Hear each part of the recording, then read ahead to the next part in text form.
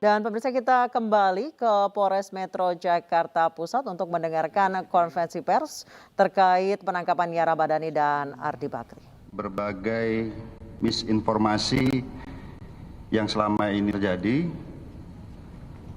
bahwa ada perlakuan yang berbeda terhadap tersangka. Ini perlu kami luruskan. Bahwa saat rilis yang pertama, saat itu tersangka sedang dibawa ke Lakesda untuk diadakan pemeriksaan rambut dan darah, mengingat ini adalah kasus yang menjadi sorotan publik. Jadi selain urin, kami pastikan melaksanakan pemeriksaan rambut dan darah. Kemudian kami perlu menyampaikan juga bahwa penyidikan kami ini sifatnya adalah berkesinambungan. Artinya kita periksa betul selama 4 hari ini terkait dengan konstruksi pasal yang sebenarnya kita terapkan, di mana dari awal kami terapkan pasal 127 Undang-Undang Nomor 35 Tahun 2009 tentang narkotika, di mana kami punya persepsi bahwa sesuai dengan pernyataan kami saat itu penyelidikan belum selesai. Ya. Nah, selama 4 hari ini kami adakan penyelidikan lebih mendalam lagi terkait dengan perkara ini. Kami adakan penggeledahan, pemeriksaan bukti-bukti digital, data IT,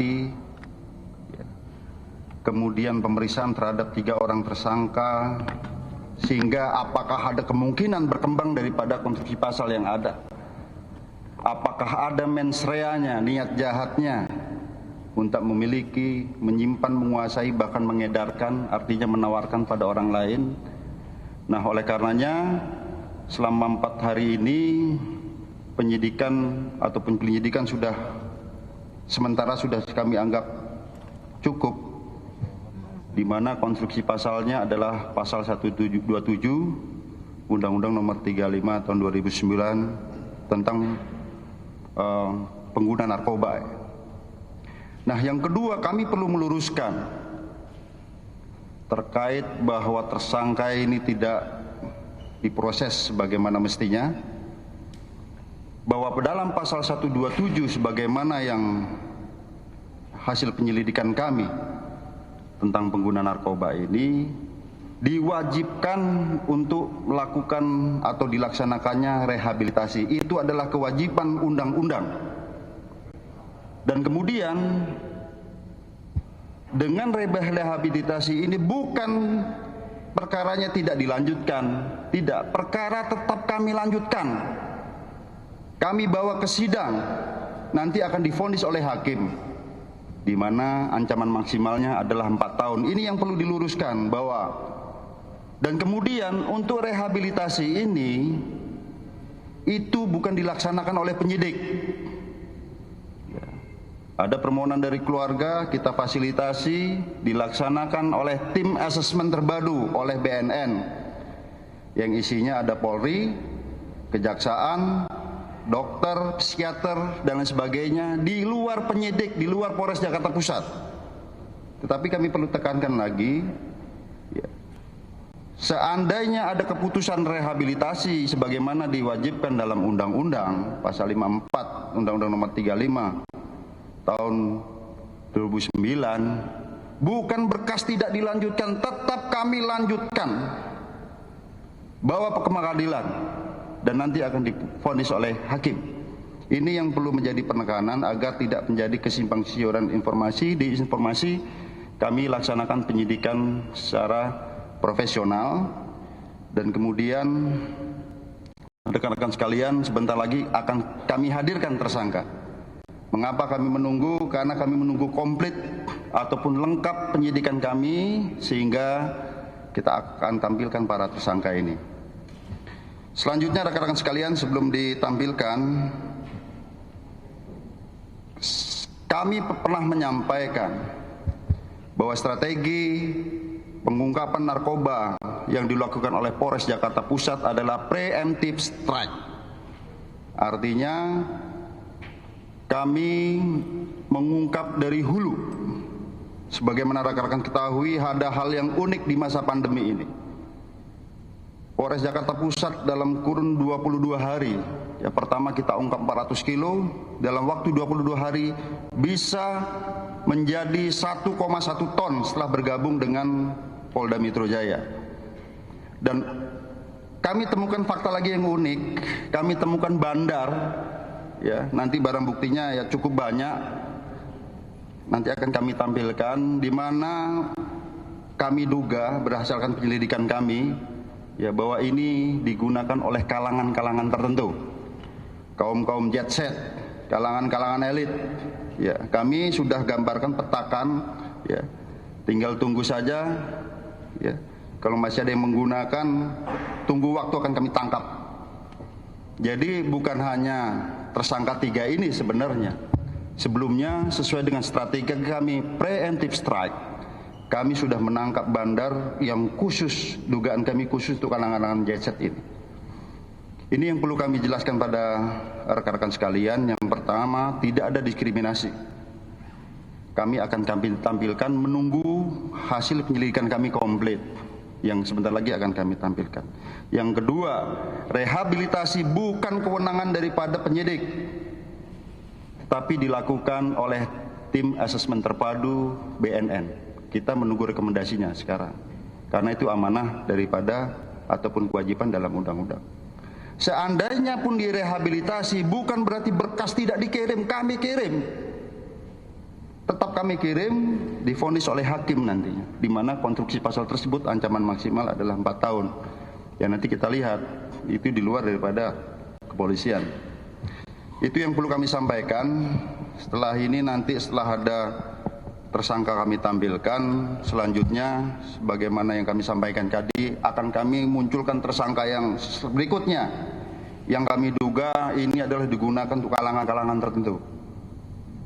Yang paling terakhir, ya, di masa pandemi ini kepolisian sebenarnya lebih konsentrasi pada tataran pelayanan kepada masyarakat, pelindungan, pengayoman, pelayanan pada masyarakat. Kita konsentrasi terhadap penanganan COVID, akselerasi vaksinasi, ya, kemudian kegiatan PPKM darurat dan lain sebagainya.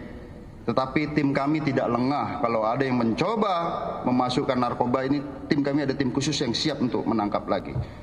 Karena apabila di masa pandemi ini kemudian distimulasi dengan narkoba, maka kejahatan fatalitasnya lebih tinggi. Kemarin bisa lihat tawuran, begal, korbannya banyak yang meninggal dan lain sebagainya. Setelah kita cek urin, positif narkoba. Ini stimulasi narkotika ini cukup memprihatinkan karena membuat fatalitas daripada korbannya itu luar biasa.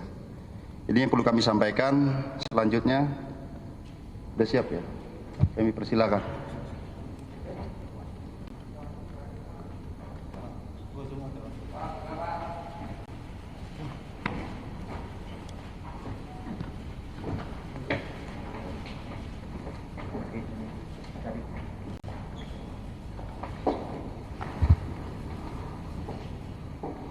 Ada yang mau ngomong?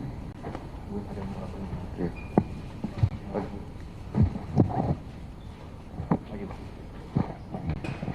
Assalamualaikum warahmatullahi wabarakatuh.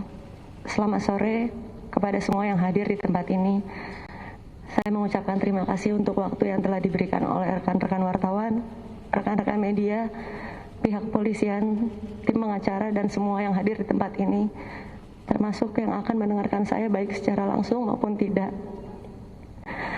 Sore hari ini mohon izinkan saya dengan segala kerendahan hati untuk mengucapkan permintaan maaf yang sebesar-besarnya kepada seluruh pihak yang terkait, khususnya kepada keluarga besar saya, sahabat, teman-teman, orang-orang yang mengasihi saya, rekan kerja, dan seluruh pihak yang sudah menaruh kepercayaannya kepada saya. Saya, Nia Ramadhani Bakri, mengakui bahwa yang saya lakukan tidak menjadi sebuah contoh yang terpuji.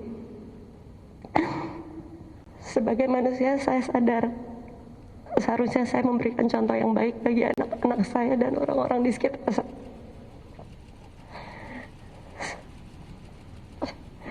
Saya Saya berharap melalui pernyataan saya ini, saya bisa dibukakan pintu maaf yang sebesar-besarnya dari semua pihak, terutama sekali lagi yang saya kasihi, orang tua saya dan seluruh keluarga besar, yang terutama anak-anak saya, Mikaela, Manaka,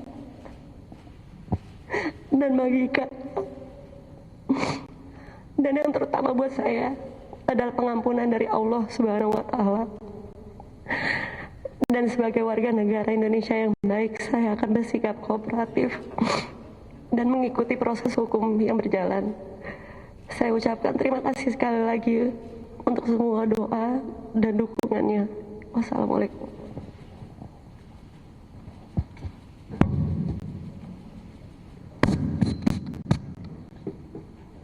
Ya, baik rekan-rekan, tadi sudah kita tampilkan. Dari lawyer ada yang boleh disampaikan? Tidak ada? Cukup? Sudah ya. Jadi tadi sudah kita tampilkan rekan-rekan sekalian ya.